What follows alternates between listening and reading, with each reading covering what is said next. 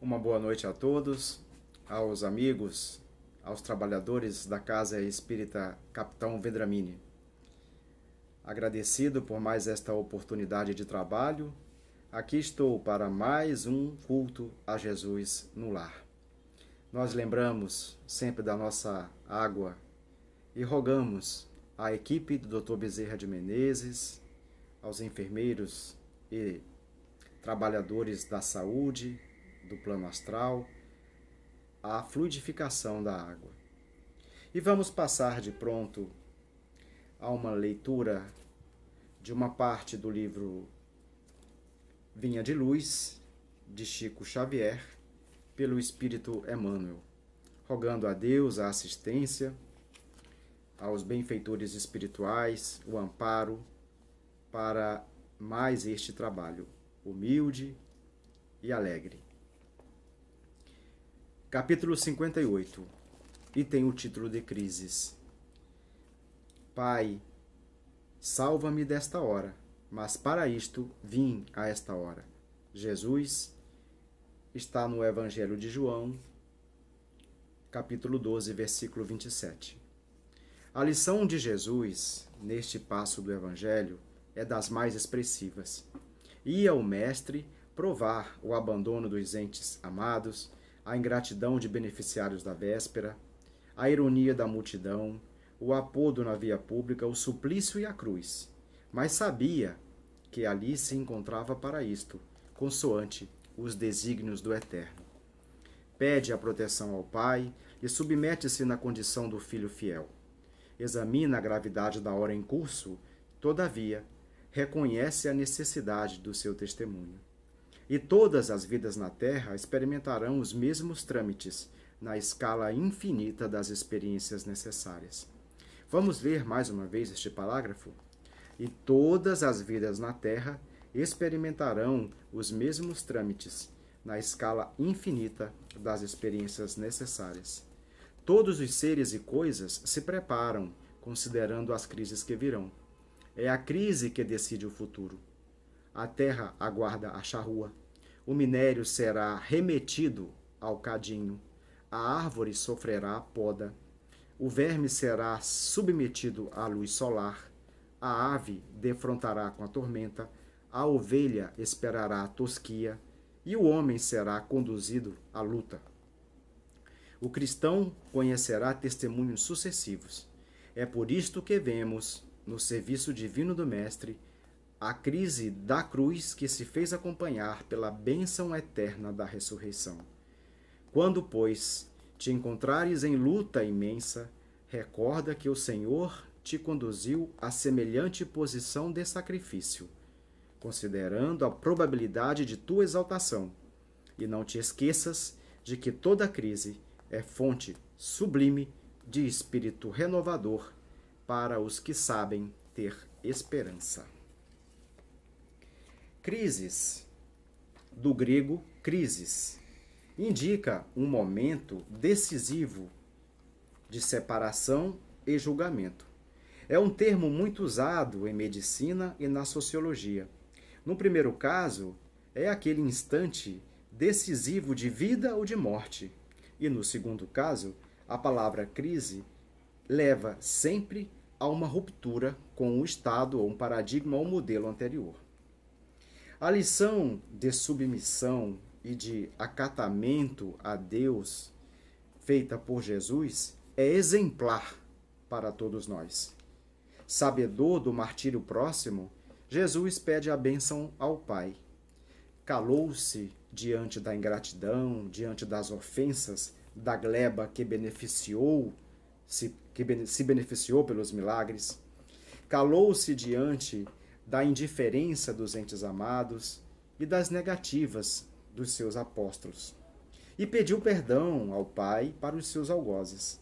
Experimentou todas as ofensas naquele momento de crise, mas manteve-se obediente aos desígnios do Eterno, porque Jesus sabia da necessidade do seu testemunho para toda a humanidade. E é assim que todas as coisas e seres têm de passar pelas experiências terrestres e necessárias. É dessa forma que a terra espera a charrua, que é o aparato de tração animal que rasga a terra, preparando-a para a semeadura. É assim que o minério será remetido ao cadinho, que é um vaso resistente ao fogo, aonde os metais são colocados para serem fundidos. A árvore sofrerá a poda para melhor se utilizar dos nutrientes do solo. E o homem será sempre conduzido à luta. O esforço para superarmos as crises é da lei do trabalho, é da lei do progresso, em que buscamos desenvolver a nossa inteligência e fortalecer o nosso moral. Emmanuel, por isso, nos reporta a Jesus como um modelo de submissão e de fé. Nos momentos de luta, devemos lembrar que Deus nos concedeu a presente encarnação para repararmos os equívocos do passado, para nos harmonizarmos às suas leis, posto que, diante das dificuldades, diante das vicissitudes que a vida carnal nos traz, devemos sempre ter em mente que não há penas imerecidas. Se sofremos hoje, é porque pecamos no transcurso da nossa história de espíritos imortais. Nós nos equivocamos por ignorância ou por atraso moral. E no presente, Deus nos dá a oportunidade para nos ajustarmos perante a sua lei, pelo princípio da lei de causalidade.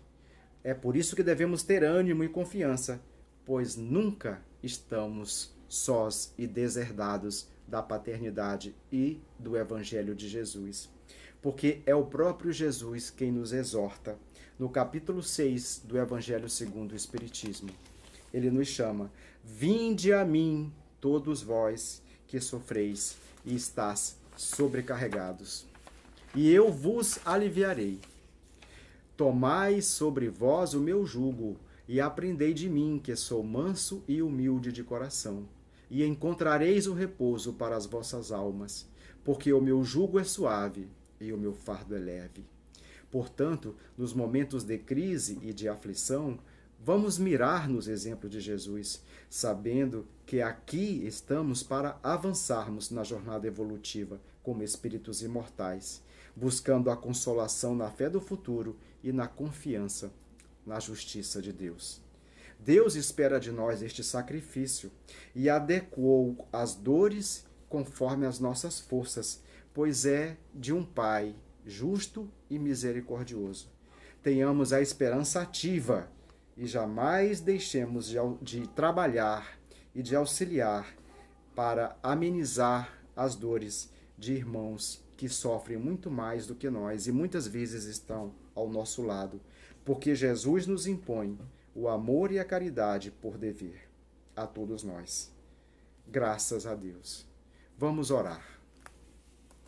Deus, nosso Pai de amor e de caridade, gratificados, aqui estamos para mais uma oportunidade de trabalho humilde, fraterno e alegre. Por caridade, Pai, permite-nos alcançar todas as mentes e corações nestes tempos difíceis de crise e de pandemia. Em nome de Jesus, dá-nos ânimo e coragem para juntos trabalharmos a benefício de todos, para o bem de cada um. Não permite cairmos nas ciladas do desânimo, do desgosto pela vida, mas que possamos ver nas dificuldades e nas crises benditas oportunidades de trabalho e renovadas formas de recomeçar. Ampara-nos nesta tarefa de hoje, que Jesus seja conosco e que os anjos de luz nos assistam, norteando os rumos desta palestra. Permite-nos, portanto, o início dos trabalhos. Graças a Deus.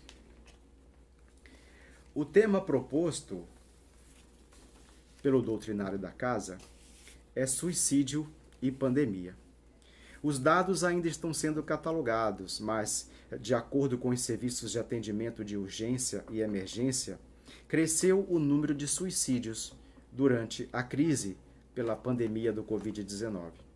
Os efeitos da pandemia aumentam os riscos do suicídio.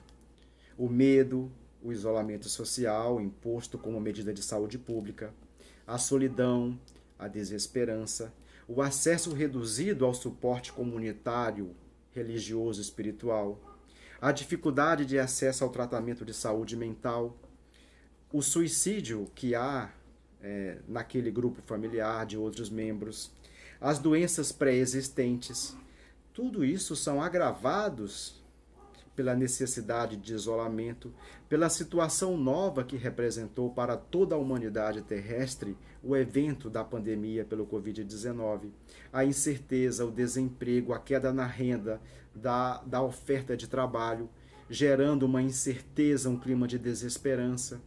Quando não foi a causa, estes motivos trazidos por esta pandemia, ela foi o gatilho que acentuou os fatores já pré-existentes, levando muitos ou a cometer, a materializar o ato ou tentar contra a própria vida.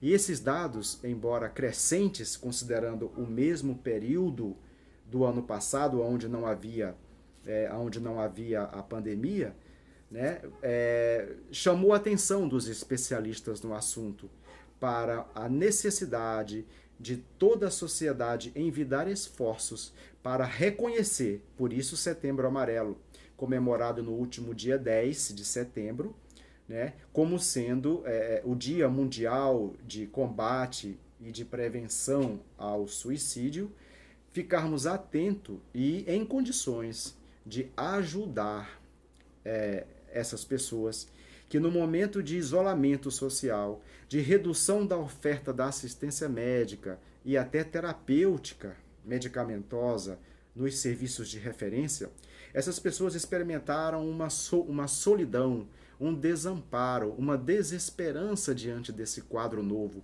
por que passa toda a humanidade.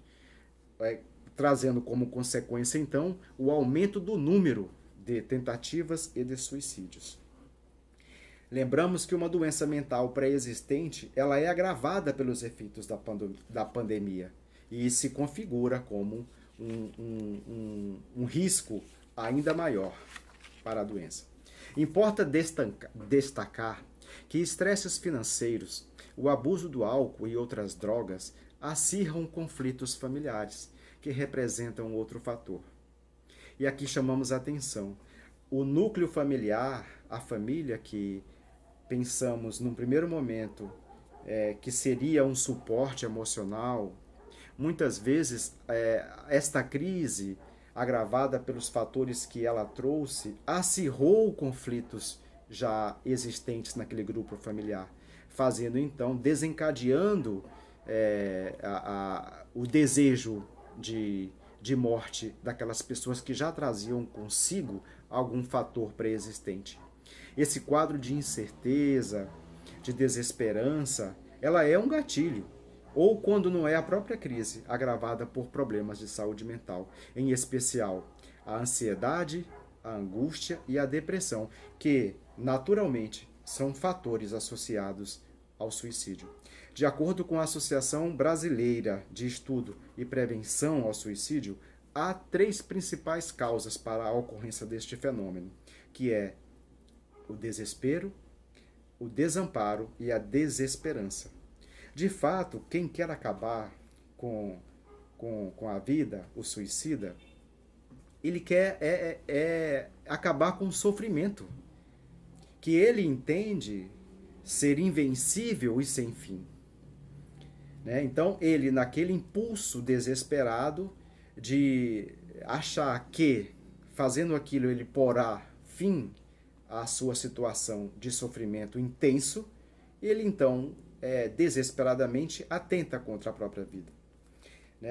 E de acordo com a Organização Mundial de Saúde, os dados são de 2015, 800 mil pessoas no mundo se matam.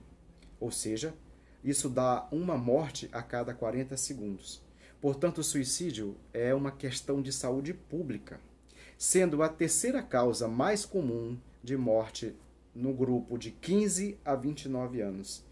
De 15 a 29 anos, é numa faixa ainda muito jovem da nossa sociedade, gerando impactos na economia, gerando impactos na medicina, porque vivemos um tempo de aumento das qualidades de vida, embora não seja uniforme para todo o tecido social, para toda a sociedade, mas é inegável que hoje nós vivemos melhor do que há 10 ou 20 anos né, atrás, com a descoberta de novos remédios, com a descoberta de novos meios de investigação de doenças, mas ainda assim a medicina se depara com pessoas tão jovens, diante de todo esse avanço tecnológico e científico, ainda se depara com jovens suicidas. Então um engodo, é uma dificuldade de entendimento e de abordagem, tornando esta questão muito mais complexa de se abordar, exigindo dos profissionais, dos estudiosos, estratégias de abordagem e até de divulgação, para que, como no senso comum, se divulgue pouco, porque poderia representar formas de incentivo, e quando na verdade é uma forma de educar para prevenir a ocorrência deste fenômeno. E no Brasil, o suicídio acontece a cada 45 minutos. A cada 45 minutos, um suicídio no Brasil acontece. E para cada caso acontecido, para cada caso concretizado, né, existe de 10 a 20 outras tentativas. Essas estatísticas são da Organização Mundial de Saúde. Ela atinge todos os estratos sociais, mas é um ato exclusivamente humano. De acordo com a Associação Brasileira de Psiquiatria, 96,8% dos casos de suicídio estão relacionados a transtornos mentais, em particular a depressão, o transtorno bipolar e o abuso de substâncias. Portanto, são causas totalmente preveníveis e que neste momento de pandemia, de redução da oferta de tratamento nos postos de saúde, nos serviços de referência, porque eles concentraram esforços para tratar de Covid-19, essas pessoas ficaram sem a esperança do tratamento, ficaram muitas vezes sem o remédio, ficaram muitas vezes sem a assistência psicológica, né? E dificultado em função dessa pandemia. E isso também contribuiu para o avanço do número de suicídios. As pessoas simplesmente resolveram pôr fim às suas vidas, porque o seu tratamento, naquele instante específico, foi, de algum modo, dificultado. Então, o suicídio ele é muito mais prevalente em períodos de transição da vida, sendo mais comum em adolescentes, adultos, jovens e idosos. Adolescentes, adultos, jovens e idosos. Geralmente entendemos porque são momentos de crise de transição dessa faixa etária. E aqui nós chamamos atenção para alguns grupos sociais, como os grupos dos LGBTs, como os indígenas, né? Os indígenas, eles sofreram na sua comunidade com essa doença até mais do que a sociedade civil, né? Porque era uma doença nova para todos nós, mas para eles atingiu basicamente os mais idosos, os líderes deles, né? Que são os responsáveis pela transmissão da sua cultura, dos seus hábitos, né? E então essas pessoas foram acometidas, adoecidas e morreram, né? Até pela dificuldade de acesso, porque se encontravam em regiões isoladas, pela sua própria característica étnica. Então tiveram grande impacto da pandemia, né? E muitos deles até optaram pelo suicídio também. Já nos grupos de LGBTs, por exemplo, grupos que tradicionalmente representam minorias da sociedade, onde o isolamento, o preconceito, né, já acontece neste grupo, essas pessoas não se sentiram ainda mais pertencentes ao contexto social, né? Tiveram os seus grupos de socialização ainda devido a uma imposição de não aglomeração, de não reuniões sociais, elas ficaram muito mais isoladas. Então, somado ao preconceito que já existia, uma sensação de não pertencimento ao grupo social. Então, o peso para esses segmentos foi muito mais considerável, né, do que nos demais grupos. Então, alguns grupos sofreram muito mais os efeitos da pandemia pelo Covid-19. Então, o suicídio ele é consequência de um transtorno multifatorial, resultante de interações complexas entre biológicos, genéticos, psicológicos, sociais e ambientais. E ele repercute em várias áreas do conhecimento humano, na medicina, na sociologia, na economia, filosofia, religião, dentre outras. No período histórico conhecido como Idade Média, em decorrência de uma hegemonia, de um poder fortalecido da Igreja, o suicídio era muito mais reprimido, muito menos tolerado, né? E talvez por isso há poucos registros. Não é que ele não acontecia. O suicídio sempre aconteceu. Em algumas sociedades ele é visto como um ato heróico, mas na Idade Média, por exemplo, muitas pessoas elas não tinham as bênçãos da igreja, e até hoje, né? Então quem se matava era execrado, né? Era execrado do contexto social, e não tinham as bênçãos da igreja, e sabia que não obteriam a salvação. Quando a igreja passou a exercer menos influência, menos poder, com o advento do cientificismo iluminista, o suicídio passou a ser mais tolerado pelas suas questões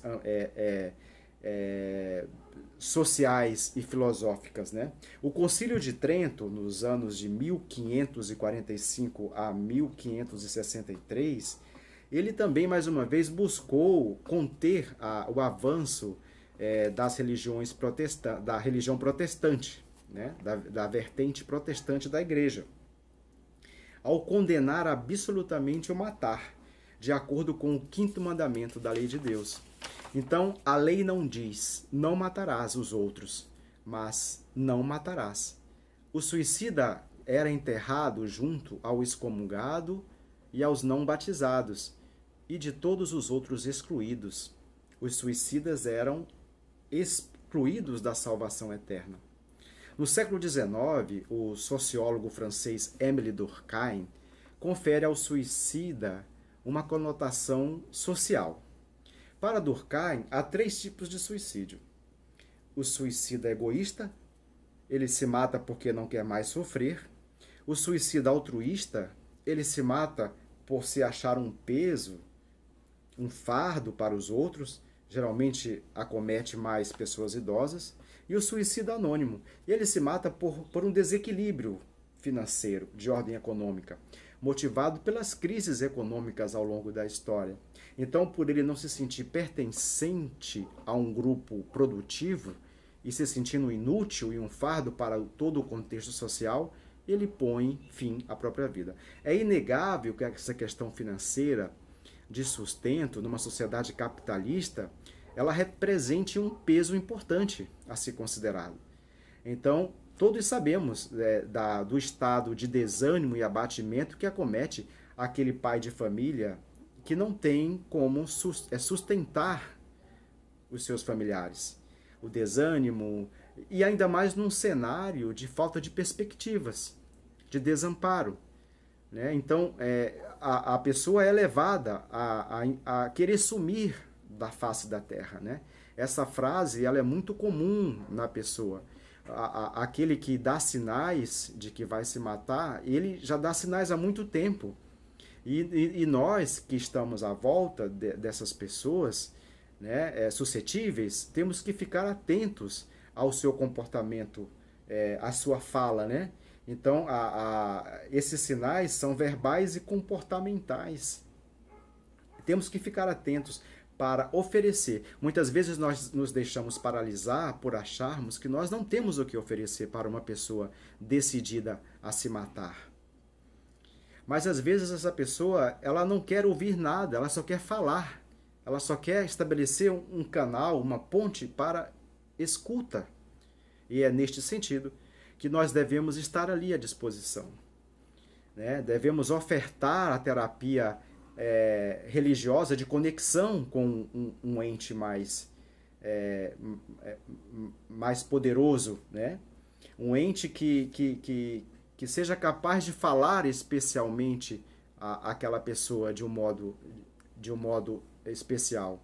Mas nós não devemos nos esquecer jamais que, como já dissemos, a depressão, a ansiedade, a angústia, o desespero são os motivos principais que levam a pessoa a buscar essa saída equivocada que é o suicídio.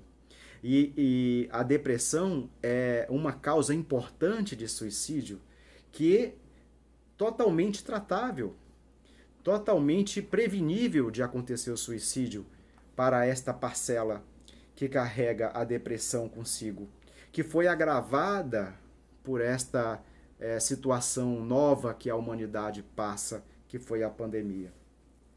Em 1936, em Londres, o reverendo anglicano Chad Vará fundou o Serviço de Prevenção ao Suicídio Samaritanos.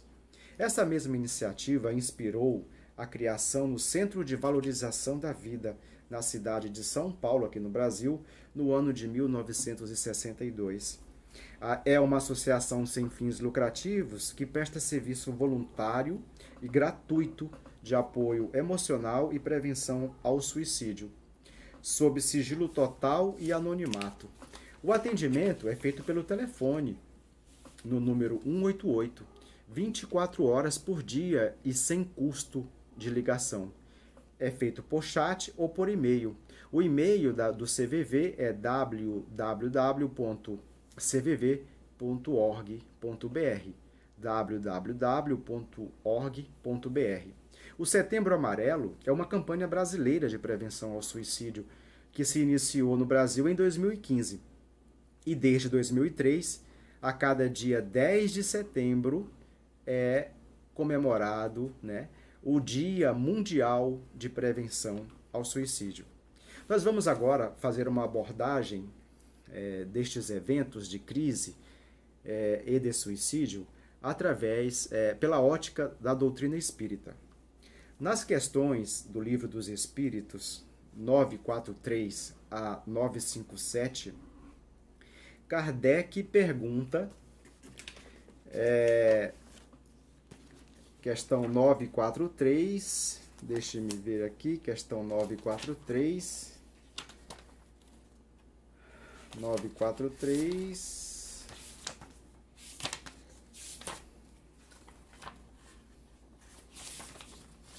questão 943, desgosto pela vida, suicídio. Está na quarta parte, capítulo 1, das penas e gozos terrestres. Então Kardec pergunta, donde nasce o desgosto da vida, que sem motivos plausíveis se apodera de certos indivíduos? E os espíritos respondem, o desgosto pela vida é efeito da ociosidade, da falta de fé e da saciedade. E eles recomendam darmos um fim útil à ociosidade, não apenas pelo trabalho remunerado, mas nos doarmos voluntariamente e de modo desinteressado às atividades para o bem de todos, em que somos os primeiros a nos beneficiarmos. Na questão 944, os espíritos ensinam que só Deus tem o direito de dispor da vida. O homem que comete voluntariamente o suicídio é um transgressor da lei de Deus. O suicídio, portanto, é um crime contra si e contra a lei de Deus.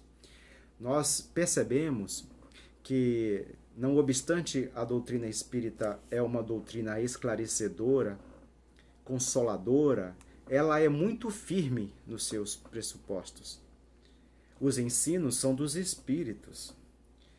No caso particular do suicídio, são estes espíritos que foram suicidas quando encarnados.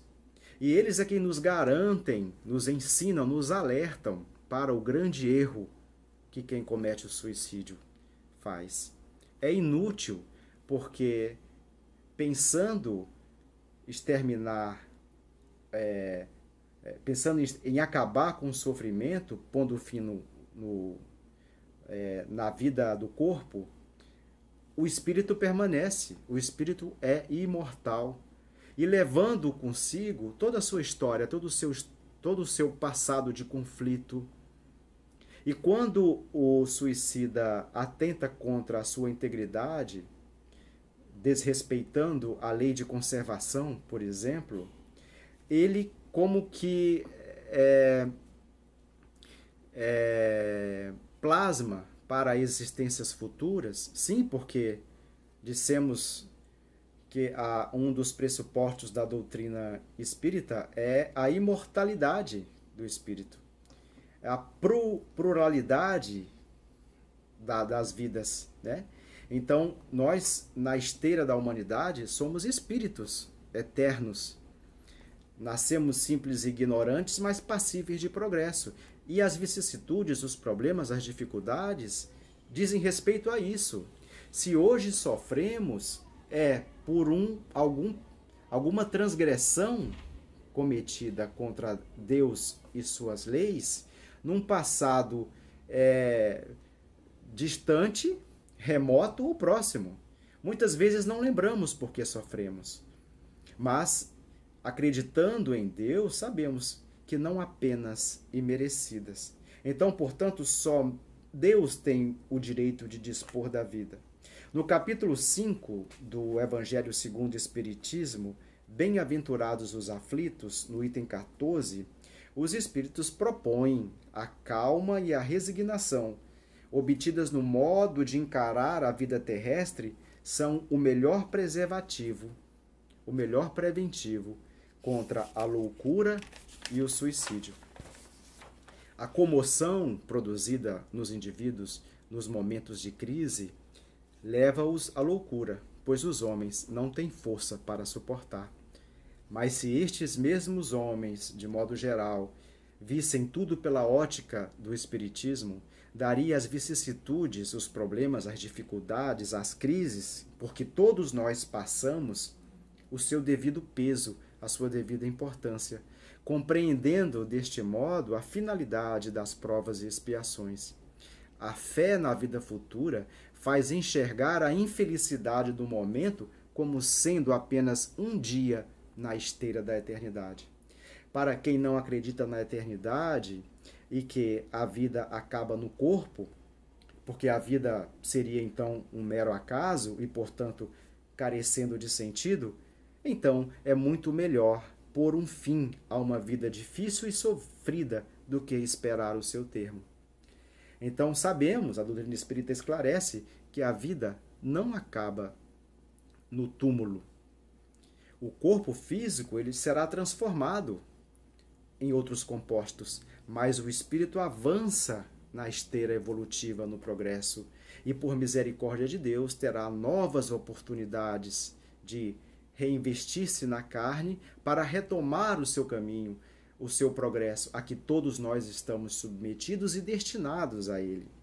A doutrina espírita, portanto, se baseia na existência de Deus, na imortalidade da alma, na pluralidade das existências, na pluralidade dos mundos habitados e pela comunicabilidade com os espíritos, se mantém este intercâmbio educativo de informação daquilo que eles nos trazem para a nossa reforma íntima, para a necessidade de nos colocarmos numa posição não de subserviência, mas de postura ativa, de termos a esperança, não do verbo esperar, mas sermos proativos nas questões, fazermos a nossa parte, enquanto o melhor a que todos estamos destinados não chega. Ao invés de buscarmos o fim de um modo equivocado, pondo fim à própria vida, nós devemos buscar a força em Jesus e a certeza na justiça divina de que não há penas imerecidas e de que não há penas eternas. E que assim, sabendo por que sofremos, saibamos bem sofrer aquilo que nos chega. Porque já dissemos, Deus não dá peso maior do que suportam as nossas forças, os nossos ombros frágeis. E nós nos comprometemos a passar por estas experiências, por essas vicissitudes, porque entendemos no mundo espiritual a necessidade de passar por elas, porque só nós sabemos o que erramos e buscamos, pedimos permissão a Deus para passar por tais experiências no afã de superarmos aquilo que em existências passadas nós erramos. Por isso as provas, para testar até onde vai a minha determinação em superar, em progredir. Por isso que a calma e a resignação são o melhor remédio, o melhor preventivo, o melhor preservativo contra a loucura e o suicídio. Sim, porque o suicídio ele vai sendo semeado na reclamação, nos queixumes diários de toda hora. Ah, hoje está chovendo. Ah, hoje está quente. Ah, hoje eu não tenho isso, eu não tenho aquilo. Ah, eu não posso fazer o bem porque eu não tenho meios. Quando, na verdade, a verdadeira caridade, ela tudo oferece, mas nada se exige. Nós fazemos a caridade por meio de pensamentos, por meio do nosso trabalho desinteressado, não importa quem seja, sem a intenção de obter o retorno. E às vezes não é nos doando, é sempre nos doando e não dando, né? Dando a caridade material tem o seu valor, sem dúvida, mas a caridade moral ela é superior em muitas situações e tão necessária nos dias de hoje. A disponibilidade, dispor do tempo, dispor de si na ajuda ao outro. É esta caridade de que nós estamos falando. Então, os espíritos suicidas, eles nos garantem, nos ensinam que é um erro levado por um impulso desesperado. São estes espíritos que nos alertam de que a vida não se extingue com a morte do corpo físico e que sempre o resultado é muito pior e diferente daquele que se esperava, porque ele sofrerá mais intensamente e de modo muito mais terrível em próxima existência. Em O Céu e o Inferno, no capítulo 5, há relatos dos próprios suicidas sobre o seu estado infeliz na erraticidade. No livro Memórias de um Suicida, Ivone Pereira do Amaral, através do espírito Camilo Cândido Botelho, descreve os horrores dos suicidas. No Vale dos Suicidas, os horrores que aqueles espíritos suicidas experimentam numa localidade chamada de Vale dos Suicidas, que é o local para onde eles são atraídos pelo pensamento. E ali o indivíduo sente os vermes corroerem os seus restos carnais. Em Mecanismo da Mediunidade, o espírito André Luiz discute a ideoplastia do pensamento. Porque ao se pensar em um suicídio, cria-se um campo mental, uma espécie de aura de formas-pensamentos. E se um espírito menos avisado entrar nessa faixa vibratória, ele poderá ser induzido a cometer tal ato. Isso é particularmente verdadeiro quando percebemos que a pessoa que vai cultivando a ideação, né, o desejo de morrer, ela vai buscando formas efetivas de concretizar o ato. E com isso ela vai se fechando numa monoideia, numa ideia única de concretizar o seu. E assim ela vai estabelecendo uma faixa vibratória com o mundo espiritual, com a faixa de espíritos que estão muito próximos à crosta terrestre, e vai atraindo outros espíritos que são suicidas, que já passaram para a vida espiritual por essa via e que ainda nem se deram conta. Às vezes são companheiros nossos de de existências passadas, que não querem ver o nosso progresso e que se sentem como que atraídos pelo nosso estado vibratório de pessimismo e naquela monoideia de se matar, esse espírito vem para fortalecer aquele intento até que se concretiza para cometer tal ato. É por isso que devemos tomar muito cuidado com o nosso teor vibratório dos pensamentos.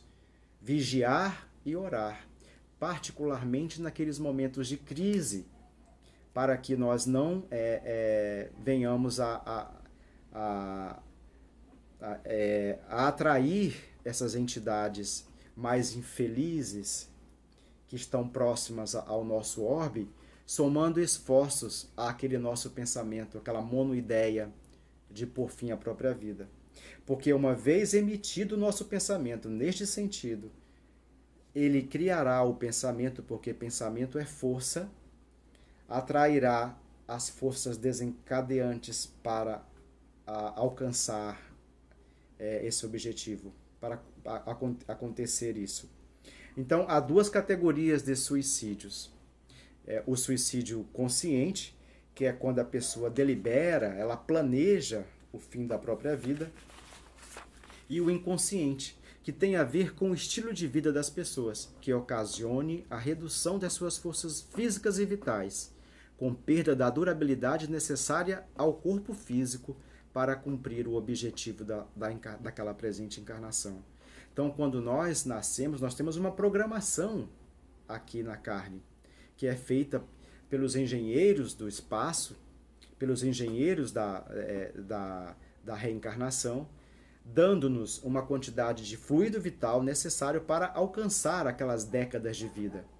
E quando, bem antes de alcançar esse termo, atentamos contra a própria vida, o corpo físico ainda fica muito atrelado ao espírito. Então, por vibração, o corpo físico em putrefação, ele impressiona as fibras perispirituais, causando um abalo de impressões sensitivas exacerbadas daquele estado de degradação do corpo físico, né? Essa é uma sensação imediata que sente o suicida quando comete esse ato ainda muito jovem. No caso do suicídio inconsciente, ele é a fuga de si mesmo, levando ao subterfúgio das drogas, tanto lícitas como lícitas e ilícitas, os vícios morais de toda a ordem, como, por exemplo, a gula, os abusos à mesa, que leva quase sempre a desordens metabólicas. A existência física, meus irmãos, como garantem os espíritos, ela é uma oportunidade inalienável de crescimento. Nós não podemos malbaratá-la. E deve ser aproveitada até o final.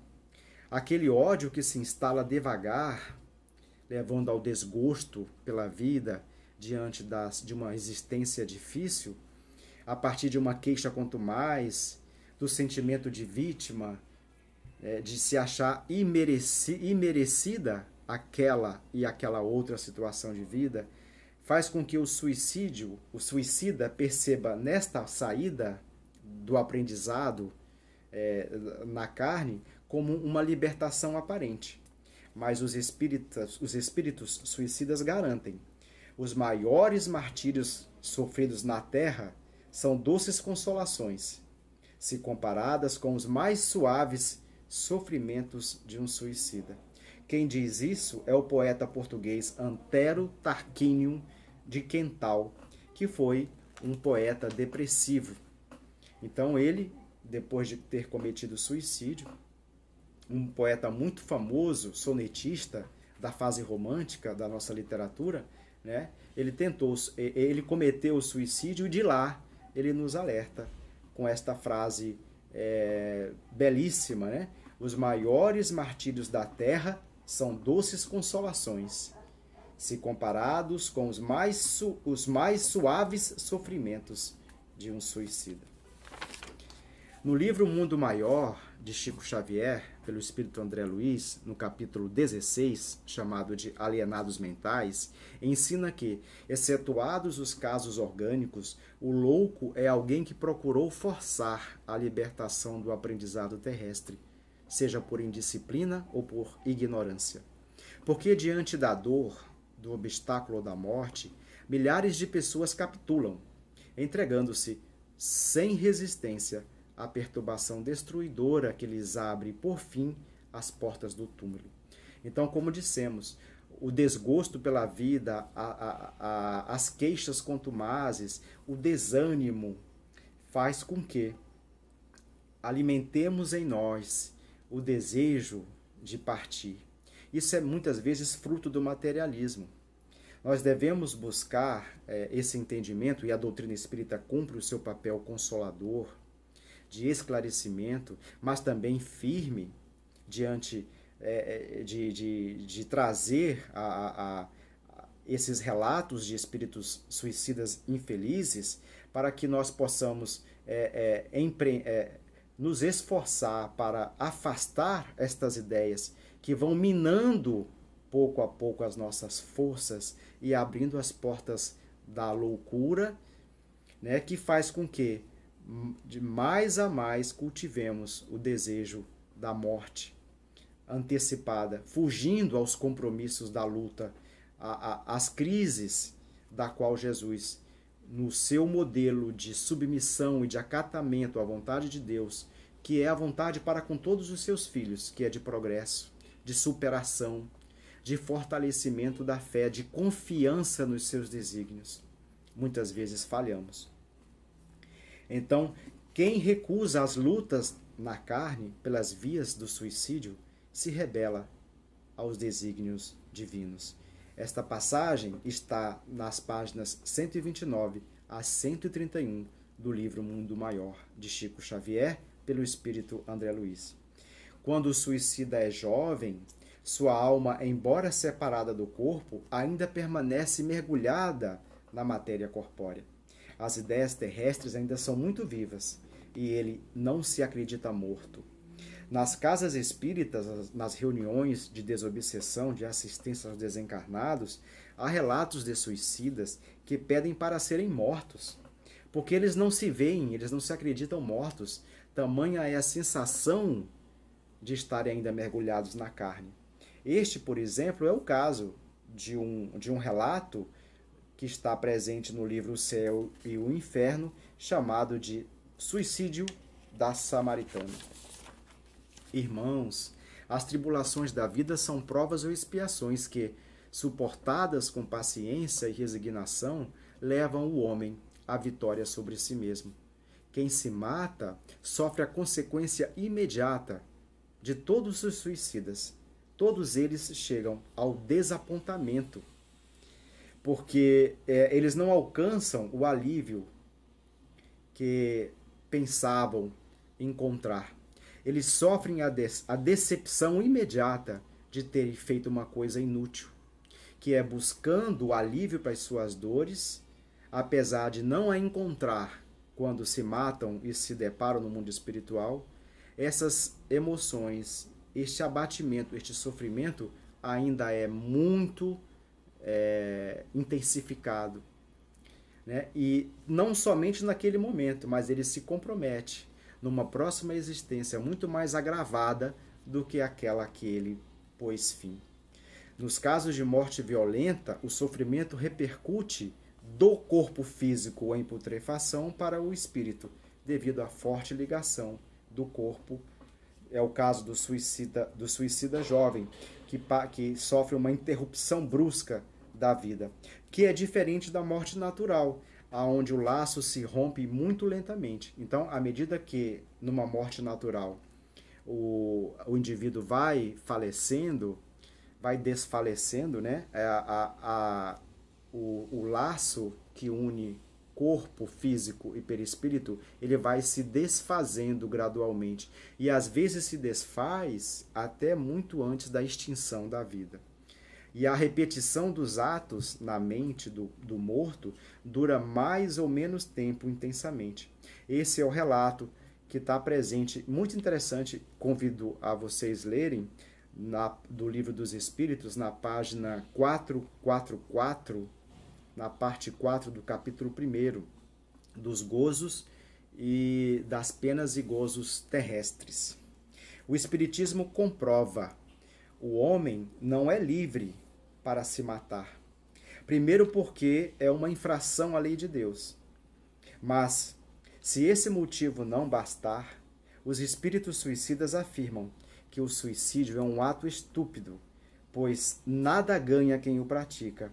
Antes, o contrário é o que encontram, porque lá eles experimentam mais sofrimento e uma existência futura mais penosa, porque o suicida sai pela morte do corpo para fugir das lutas redentoras, mas jamais poderá se destruir, porque a vida reside em seu espírito indestrutível e eterno, como é o fogo sagrado do qual descendeu.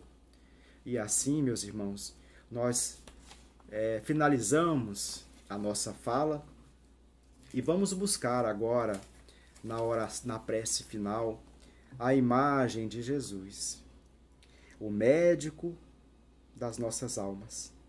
Deus nos permita a assistência consoladora.